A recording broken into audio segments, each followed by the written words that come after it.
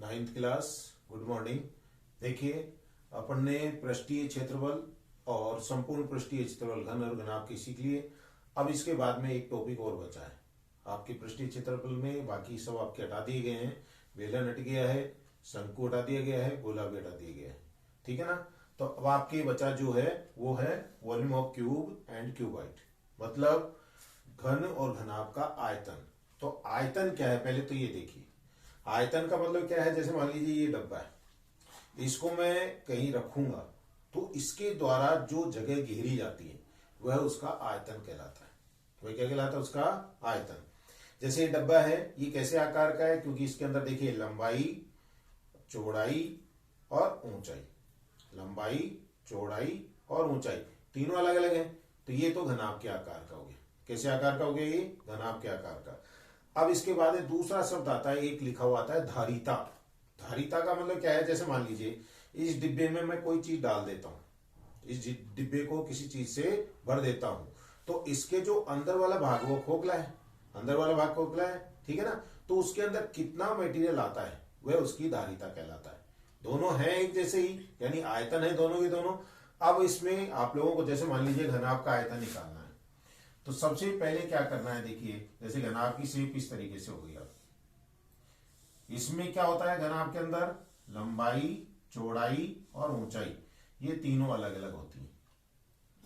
तो अब इसके अंदर देखिए ये है, ये आपके आ गया मान लीजिए घनाभ है, ठीक है ना। अब इसके अंदर क्या हुआ? जैसे इसको अपन एल से रिप्रेजेंट कर दे, इसको अपन ये जो चौड़ाई है इसको बी से कर दें और इसको एल से। क्या चीज दिख रही है आप लोगों को यहाँ पर? यहाँ पर देखिए लंबाई, चौड़ाई और ऊंचाई तीनों अलग अलग है, ठीक है ना। अब अपने को इसका आयतन निकालना है। तो आयतन क्या है? देखिए किस आधार पर ये टिका हुआ है। तो इसका आधार जो है वो आयताकार है। आधार कैसा है? आयताकार है। आयताकार है तो इसका आयतन देखिए, घनाभ का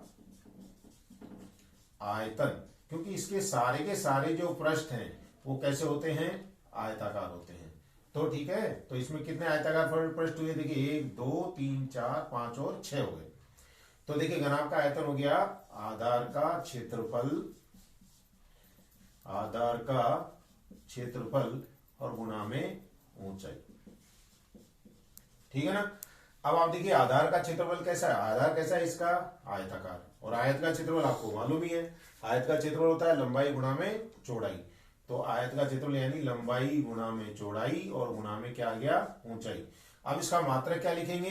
देखिए ये अगर मान लीजिए सेंटीमीटर में, ये भी सेंटीमीटर में हो तो ये भी सेंटीमीटर में होनी चाहिए, और इन तीनों सेंटीमीटर को 3 बार गुणा करोगे तो सेंटीमीटर क्यूब या घन सेंटीमीटर आ जाएगा।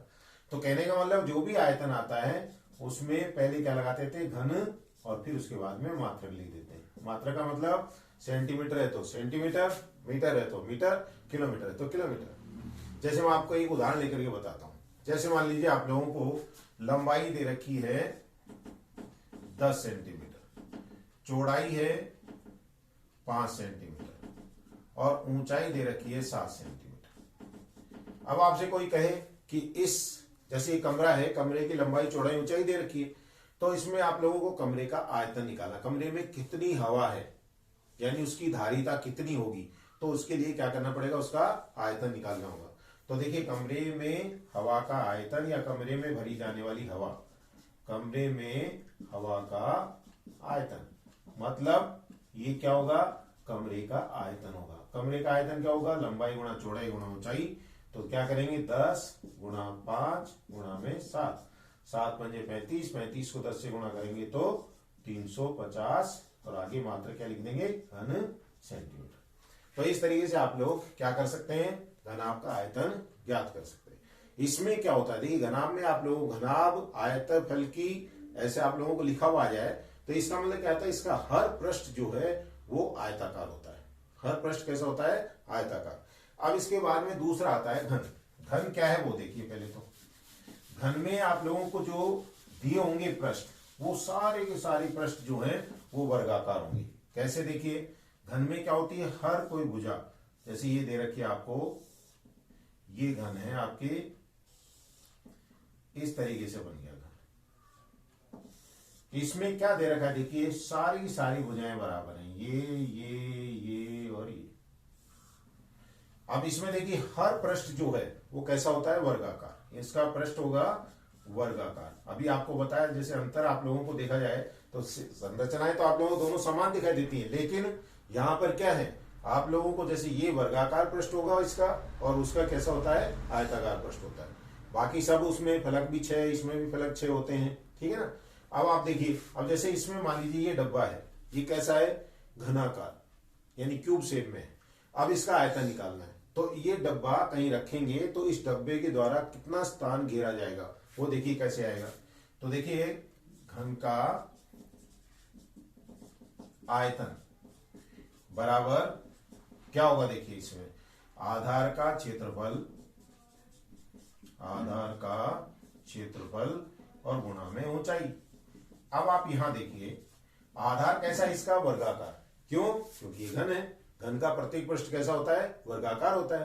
तो यहां पर देखिए क्या आएगा, देखिए आधार का क्षेत्रफल यानी वर्ग का क्षेत्रफल, वर्ग का क्षेत्रफल क्या होता है, भुजा स्क्वायर और गुणा में भुजा। क्यों भुजा क्यों लिखी, क्योंकि ये सारी की सारी एक जैसी होती हैं, इसमें सारी भुजाएं बराबर होती हैं। तो इसको गुणा करेंगे तो ये आएगा आपके भुजा क्यूब और इसके आगे लिख देंगे घन मात्रा, ठीक है ना। अब आप लोगों को अगर मान लीजिए घन की भुजा दे रखी है, घन की क्या दे रखी है, भुजा। जैसे भुजा आप लोगों को दे दी 5 सेंटीमीटर, ठीक है ना। अब इसका आयतन क्या होगा, 5 का क्यूब, और 5 का क्यूब कितना होता है, 125 घन सेंटीमीटर। तो इस तरीके से अपन क्या कर सकते हैं, इनका आयतन निकाल सकते हैं। तो कल आप लोगों को जो भी चीज बताई जाएगी, पहले आप लोगों को इन सूत्रों को देख लेना है, इन्हीं पे आधारित आप लोगों को सवाल हल करके बताए जाएंगे, ठीक है। धन्यवाद।